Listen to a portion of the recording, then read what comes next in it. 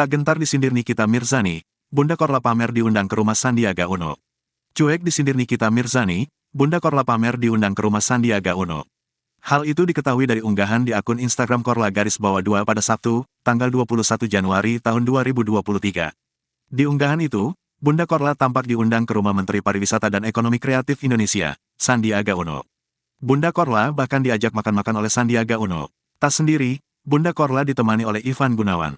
Walau berhadapan dengan menteri, Bunda Korla tetap santai. Dengan pembawaan bicaranya yang ceplas-ceplos seperti biasanya di hadapan Sandiaga Uno. Sandiaga Uno bahkan sampai tertawa mendengar ucapan-ucapan Bunda Korla. Di video itu, Bunda juga menceritakan mengenai kisah hidupnya hingga akhirnya mendapat nasihat dari Ivan Gunawan.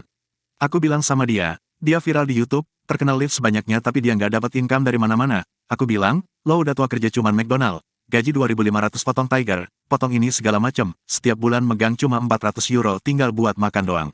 Lo terkenal itu, udah saatnya lo harus bisa dapat income tanpa harus meminta jadi maksudnya kerja profesional itu jauh lebih enak daripada dikasih orang, apalagi dia punya platform Instagram, ujar Ivan Gunawan memberi saran.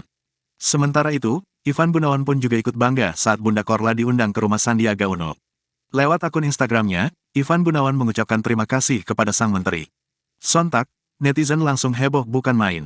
Bahkan, banyak netizen yang menyentil Nikita Mirzani usai Bunda Korla diundang makan oleh menteri.